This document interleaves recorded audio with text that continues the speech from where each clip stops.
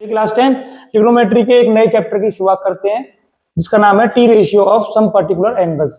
अब टी यहाँ पे क्या है? ट्रिग्नोमेट्रिक रेशियो है, जो हम पिछले वाले चैप्टर में पढ़ चुके हैं। ठीक है, अब देखिए सबसे पहले यहाँ पर टेबल सबसे पहले हमें बनाना सीखना है और इसकी वैल्यूज को थोड़ा सा हमें याद करना है। ठीक है, तो बनाने का तरीका कैसे होता है देखें। तो सबसे पहले क्या करेंगे, हम जीरो लिखेंगे यहाँ पर, 0 1 2 3 एंड 4। ठीक है, अब ये 4 रेशियोज है यहाँ पे, तो 4 से डिवाइड कर देंगे इसको नीचे। 4 से यहाँ डिवाइड किया, 4 से यहाँ किया, 4 से यहाँ किया और 4 से हर जगह 4 4 से कर देंगे। अब इसका रूट लगा देंगे इसके ऊपर, दोनों के ऊपर रूट लगा दिया।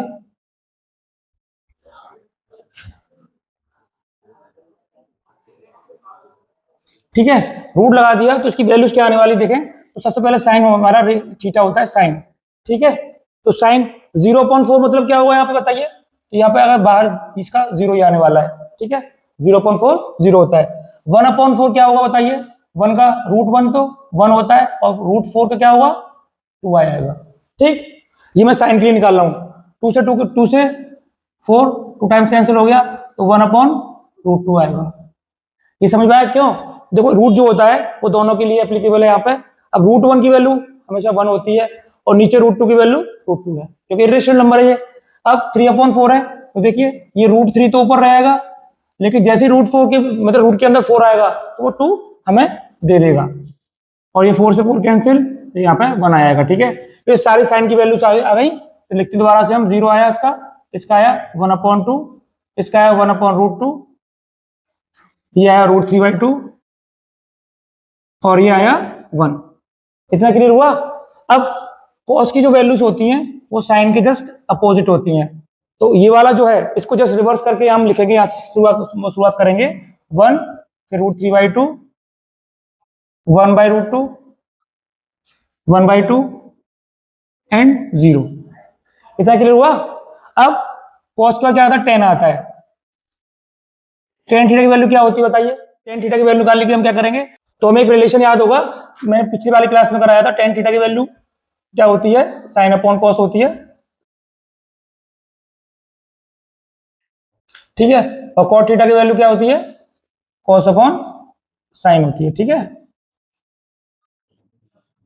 अब देखते हैं tan की वैल्यू निकालने के क्या करेंगे, sin/cos कराएंगे। तो 0/1 क्या आएगा, 0 आएगा। क्या होगा 1/2 अपॉन √3/2। अब क्या होगा, 2 से 2 कैंसिल हो गया तो कितना है, 1/√3 आया। ठीक है, इसको है sin/cos तो 1/√2 अपॉन 1/√2। √2 से √2 कैंसिल, 1 से 1 तो 1 बचा। ठीक है, √3/2 अपॉन 1/2। इस 2 से 2 कैंसिल तो √3 आया। ठीक है, 1/0, जब कभी भी 0 का डिवाइड किसी नंबर में होता है तो क्या आता है, इनफाइनाइट आता है। ठीक है, इसको हम नॉट डिफाइंड बोलते हैं। तो इनफाइनाइट आ गया। tan थीटा की वैल्यूज को अगर रिवर्स कर दें तो क्या मिलेगा हमें, cot थीटा मिलेगा। तो cot थीटा की वैल्यू निकालने की क्या करेंगे हम, सिंपल इसका उल्टा कर देंगे। इनफाइनाइट √3 1 1/√3 और ये 0 आ गया। अब आएगा sec थीटा। sec थीटा क्या होता है बताइए। sec थीटा होता है 1/cos होता है। ठीक है, तो 1/cos मतलब 1/1 क्या आएगा, 1 आएगा। इसको करेंगे हम तो इसका उल्टा कितना आएगा, 1/√3/2। ठीक है, तो कितना आएगा, 2√3 आएगा। ठीक है, ऐसे इसका करेंगे, क्या कहते हैं, उल्टा करेंगे तो कितना आएगा, 1/1/√2, तो ये √2 आएगा। ठीक है, इसका उल्टा किया तो कितना आएगा, 1/2, तो कितना है, 2 आएगा। अब इसका उल्टा किया तो 1/0 क्या होता है, नॉट डिफाइन होता है, क्योंकि 0 का डिवाइड तो हो ही नहीं सकता किसी में। ठीक है, अब आगे चलते हैं। कॉसेक जो होता है,